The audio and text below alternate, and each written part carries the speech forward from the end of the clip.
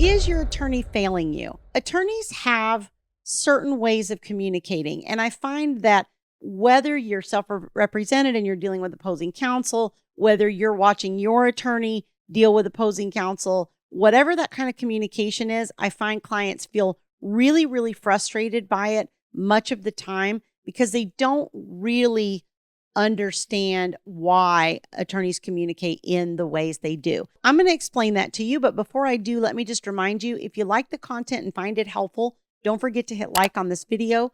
Also subscribe to the channel so that you get notified as new videos are released. And as always, please feel free to share this on social media or with anybody you know of that could benefit from this information. Why do attorneys communicate the way they do? Usually attorneys fall in one of two camps. Either people think they're being too nice because why is my attorney being so nice to the other side? Or, my ex is being super, super nasty to me. Why is their attorney communicating so kindly to me? Or it's like, why is the other attorney so nasty all the time? All right. And I think that the nasty, like kind of aggressive side, I don't think that's productive and helpful, but I do know people that practice that way. So let me just tell you that I'm going to start with the people who are nasty and aggressive, because I think that's a little bit simpler to explain. And then I'll talk about kind of the ones that are the opposite, that are like super kind and cordial and all that kind of stuff. When somebody is really nasty in that way, probably what's happening is that's just how they run their practice across the board. I find that attorneys who are super aggressive, they take less volume of cases and they tend to just what I call bill the heck out of, right? Bill the heck out of the cases that they do have. They're super aggressive. They're willing to say anything their client wants them to say, whether it's going to help the case, hurt the case, blow the case up. They don't care. They are all about making their client feel like, I'm going to make you feel like I'm advocating for you. Yeah, I'm going to say what you want me to say. I'm going to stick it to them. I'm going to do all these. And what happens when we read that letter, we're like, oh, my attorney wrote a letter to the other side. Oh, yeah, he's really sticking it to him. She's really sticking it to him. And it gives you sort of that momentary good feeling, I guess. It makes you feel like, yeah, you're getting that little bit of revenge or that little pound of flesh. But then ultimately, what that usually does is it totally just erupts your case, right? And then you kind of got World War III on your hands. But the attorney doesn't care in some ways because, look, they just did what you asked them to. Now you're at World War III and it's going to cost you thousands of bucks. Well, you're the one that wanted me to write this really aggressive letter, right? And so most of the time when they're that type of attorney where they just have that aggressive stance and everything, it's usually just how they practice across the board. So if you're on the receiving end of that, then just know that, again, that's just like how they practice across the board. Now, you may have an attorney that does not respond in kind to that, because I think that the other side of the fence is attorneys who are professional, cordial, straightforward. They're not necessarily super friendly, but they're not necessarily nasty in any way. They're just kind of professionally courteous and cordial and all those things. That's how they're expected to be, okay? The state bar, whatever state you're in, has rules of conduct kind of thing where you do owe each other a duty of professional courtesy and all this kind of thing. So the attorneys that are behaving that way, in my opinion, are behaving ethically the way they need to. So even if your attorney receives a really nasty or aggressive communication from the other side, that doesn't necessarily mean they're going to respond in a similar aggressive fashion. And that doesn't mean that they're not fighting for you. And I hear people say that a lot. It's like, look, if we're going to fight, let's go to trial and I'll present my evidence and that's where we'll fight. We don't need to fight through nasty letters. I can tell you my side and you can tell me your side and we may not agree and ultimately we have to go to trial, or maybe we can negotiate and work something out. But me being nasty like the other side, or me, I'm not an attorney, but I'm saying like me as the attorney, if I were an attorney, me being nasty to the other side the same way they're being to me, guess what that's going to do?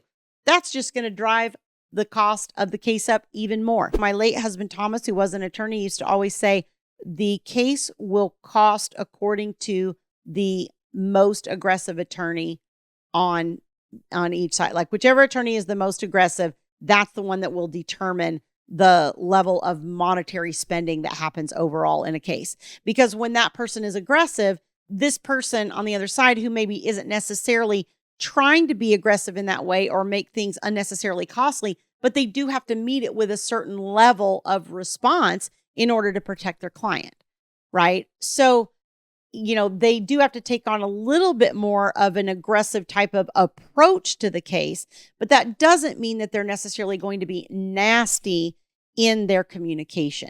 Okay. Nor should they be, in my opinion. And again, I don't think it serves you as a client. Like, just being nasty to the other side doesn't really serve you as a client. Let's think about it. What do we want most out of this? We want to resolve it. We want to move on with our lives. We want to have peace in our co-parenting, and that type of aggressive, just kill each other approach isn't going to create that for you. Matter of fact, it's going to take you years of your co-parenting to recover from that level of aggressiveness. It takes parties years to recover from this type of aggressiveness. It's absolutely incredible how much damage that can do post-separation, and especially for your kids. Let's talk about kind of the other side a little bit more, where it feels like, I had a self-represented client today that said to me, look, I feel like the attorney's almost being like too nice. Like, I don't understand. So my client is self-represented and they feel like the other attorney is being like professional and cordial and all this kind of stuff. But in the meantime, their ex is still being very aggressive and nasty. And so they're like, this doesn't make sense. And so what happens in the back of their mind is like, okay, is the attorney being manipulative? Are they trying to like pull one over on me on something? I don't know how to do my case. I don't know the law. I don't know all these things. Are they like manipulating in some fashion or whatever? And what I said to them is, look, in my opinion, this attorney is conducting themselves professionally the way that they really should. This is really the tone they should take. They shouldn't be echoing, your ex's vitriol. There's no productive reason for that. They're there to just kind of help move the case forward, figure this out, and help you guys move on. So when that attorney is communicating in kind of that calm, professional manner, that's totally normal. That's not them being some sort of passive aggressive, I'm going to catch you in it kind of thing. That's how they should be communicating, because let's face it, at the end of the day, an attorney's job, really, in my opinion, on your case is to be that non-emotional person, right? You're emotional. Your ex is emotional. You're having conflict, right? That's what got us here. So if the attorneys come in, or an attorney comes in, whichever, and they take on that same emotional persona and they're having those same like replicated emotional fights, how's that solving the problem? It's not.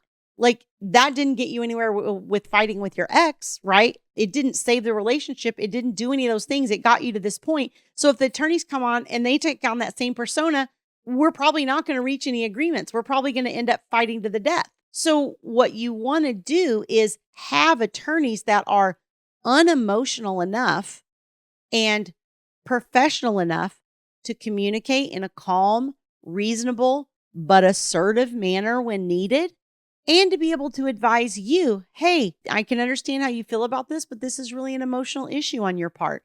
Here's really what we're looking at from the court. This is the likely outcome. And at some point, you have to accept that that's the outcome, right? Or, we can do these things. The court may say this, the court may say that, the court may say, A, B, C, or D. I'm not really sure, but this is the range of outcomes you can expect. That's the type of thing we're expecting from our attorney, right? Like, give me the guidepost.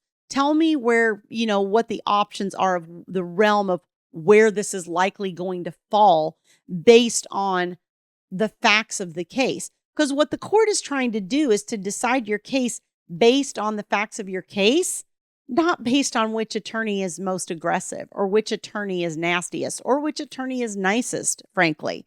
It's really just about the facts of your case. And honestly, I find that a lot of times when attorneys come in and they are aggressive in that way, it doesn't really help their clients, in my opinion. And especially when you get to the point where the court learns that that's your reputation and they know that that's how you practice and that's how you approach cases, it kind of becomes, yeah, another case for you to be like super aggressive about, right? And I think that's a different thing than saying an attorney is experienced. Attorney being experienced and being able to box in the other side and really cross their T's and dot their I's, that's a whole different thing. I always talk about, I have an attorney here locally that I refer a lot of people to because I just think that attorney is super good at what they do. They know it. They just have the ability to like box people in, gain the leverage where possible, and all those kinds of things. But that attorney isn't like just an unnecessarily nasty, aggressive person, right? That's just not the approach. It's like either you have the goods in the case and the facts speak for themselves, and you can advocate for that, or you don't. And if you don't, then all the aggressiveness in the world isn't going to save you. I'm going to leave you with a quote from my late husband, Thomas, like I said, who was an attorney, and he used to always say, if the facts are on your side, pound on the facts. If the facts aren't on your side, pound on the table. Okay. And that's kind of what the aggressive form of communication is. It's like pounding on the table, whether the facts are in my favor or not. If the facts are in my favor, I don't really need to pound on the table.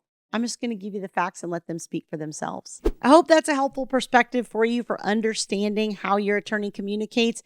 If you'd like to learn more about these types of pieces of the process, you can go to divorceuniversityonline.com/VIP-coaching. There's information on that page on my group coaching programs for moms and for dads, and also information on my premium VIP one-on-one coaching services. And thanks for joining me. I'll see you guys next time.